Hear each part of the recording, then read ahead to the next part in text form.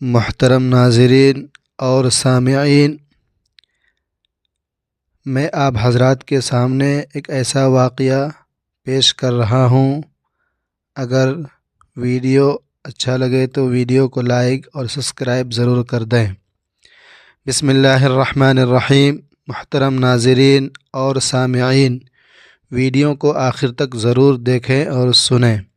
دل دہلانے والا واقعہ ہے۔ واقعہ کربلا کے بعد زینب بنت علی کا کردار بہت اہم ہے۔ واقعہ کربلا کے بعد وہ قیدی بنا کر کئی شہروں سے گزار کر دمشق لے جائی گئیں۔ انہوں نے اس سفر اسیری میں کئی خطبے دیے۔ ان میں سے ایک خطبہ یزید بن معاویہ کے دربار میں دیا۔ ان کے دیگر فصاحت و بلاغت سے بھرپور خطبات کی طرح ان کا یہ خطبہ بہت مشہور ہے، جس نے یزید کے دربار پر لرزہ طاری کر دیا تھا۔ یزید کی محفل میں جب بی بی زینب رضی اللہ عنہا کی نظر اپنے بھائی کے خون آلود سر پر پڑی تو انہوں نے جو غمناک آواز میں فریاد کی، جس سے سب لوگوں کے دل دہل گئے۔ آپ نے فرمایا تھا، اے حسین، اے محبوب خدا، اے مکہ و مینا کے بیٹے، اے فاطمہ زہرا سید نساء العالمین کے بیٹے، اے محمد مصطفیٰ کی بیٹی کے بیٹے۔ پھر یہ معروف خطبہ دیا جس نے دشمن حسین کے مقاصد کو خاک میں ملا دیا۔ آپ رضی اللہ عنہ نے فرمایا، سب تعریفیں اس خدا کے لیے ہیں جو کائنات کا پروردگار ہے اور خدا کی رحمتیں نازل ہوں پیغمبر اکرم محمد صلی اللہ علیہ وآلہ وسلم پر اور ان کی پاکیزہ عزت و اہل بیت پر۔ اما بعد، بالآخر ان لوگوں کا انجام برا ہے جنہوں نے اپنے دامن حیات کو برائیوں کی سیاہی سے داغدار کر کے اپنے خدا کی آیات کی تکذیب کی اور آیات پروردگار کا مذاق اڑایا۔ اے یزید، کیا تو سمجھتا ہے کہ تو نے ہم پر زمین کے گوشے اور آسمان کے کنارے تنگ کر دیے ہیں اور رسول کی آل کو رسیوں اور زنجیروں میں جکڑ کر در بدر پھرانے سے تو خدا کی بارگاہ میں سرفراز ہو گیا، کامیاب ہو گیا، سرخرو ہو گیا اور ہم رسوا ہوئے؟ کیا تیرے خیال میں ہم مظلوم ہو کر ذلیل ہو گئے اور تو ظالم بن کر سر بلند ہو گیا؟ کیا تو سمجھتا ہے کہ ہم پر ظلم کر کے خدا کی بارگاہ میں تجھے شان و مقام حاصل ہو گیا، تجھے عزت حاصل ہو گئی اور تجھے خوشی حاصل ہو گئی؟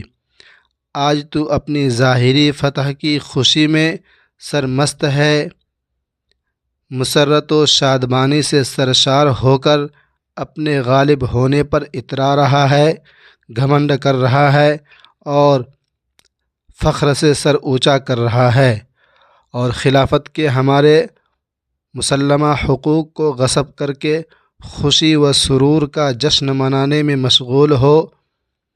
اپنی غلط سوچ پر مغرور نہ ہو اور ہوش کی سانس لے۔ کیا تو نے خدا کا یہ فرمان بھلا دیا ہے؟ اس سے بے خبر بیٹھا ہوا ہے کہ حق کا انکار کرنے والے یہ نہ سمجھیں کہ ہم جو انہیں مہلت دیے ہیں، چھوٹ دیے ہیں، یہ ان کے حق میں بھلائی ہے۔ ہم انہیں مہلت اس لیے دیتے ہیں کہ وہ گناہ میں زیادتی کرے اور ان کے لیے خار کرنے والا عذاب ہے۔ اے طلقاء کے بیٹے، کیا یہ تیرا انصاف ہے کہ تو نے اپنی مستورات اور لونڈیوں کو چادر اور چہار دیواری کا تحفظ فراہم کر کے پردے میں بٹھا رکھا ہے اور اسے بہترین ماحول میں بٹھا رکھا ہے؟ رکھا ہوا ہے، جبکہ رسول زادیوں کو سر برہنہ در بدر پھرا رہا ہے، گھما رہا ہے، پریشان کر رہا ہے۔ تو نے مخدرات، عصمت کی چادریں لوٹ لیں اور ان کے بے حرمتی کا مرتکب ہوا۔ تیرے حکم پر اشقیاء نے رسول زادیوں کو بے نقاب کر کے شہر بشہر پھرایا۔ اے یزید، یاد رکھ، خدا آل رسول پاک کا تجھ سے انتقام لے کر ان مظلوموں کا حق انہیں دلائے گا اور انہیں امن و سکون کی نعمت سے مالا مال کر دے گا۔ خدا کا فرمان ہے، خدا کا حکم ہے کہ جو لوگ اللہ کی راہ میں مارے گئے ہیں انہیں مردے نہ سمجھو، بلکہ وہ زندہ ہیں، اپنے رب کے ہاں سے رزق دیے جاتے ہیں۔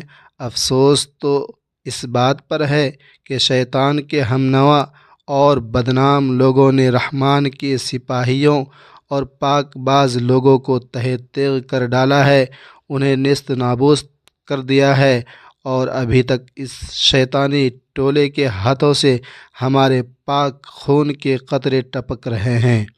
ان کے ناپاک دہن ہمارا گوشت چبانے میں مصروف ہیں، اور صحرا کے بھیڑیے ان پاک باز شہیدوں کی مظلوم لاشوں کے ارد گرد گھوم رہے ہیں، اور جنگل کے نجس درندے ان پاکیزہ جسموں کی بے حرمتی کر رہے ہیں۔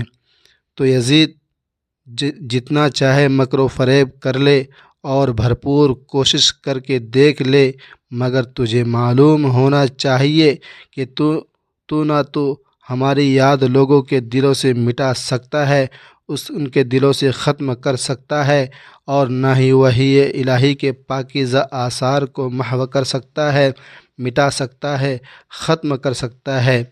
تو یہ خیال خام اپنے دل سے نکال دے، اپنے ذہن و دماغ سے باہر کر دے کہ ظاہر سازشی کے ذریعے ہماری شان و منزلت کو پالے گا۔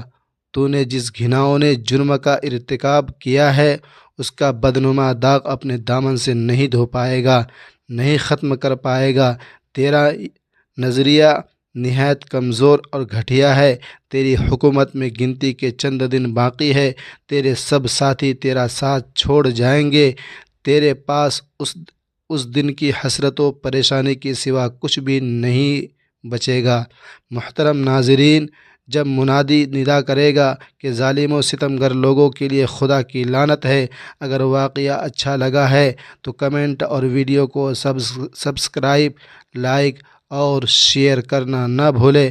اگلے ویڈیو تک کے لیے مجھے اجازت دیجیے۔ خدا حافظ، اور اللہ تبارک و تعالی آپ لوگوں کو اپنے حفظ و امان میں رکھے، اور ویڈیو کو زیادہ سے زیادہ شیئر کریں۔ آپ لوگوں کا شکریہ۔ السلام علیکم۔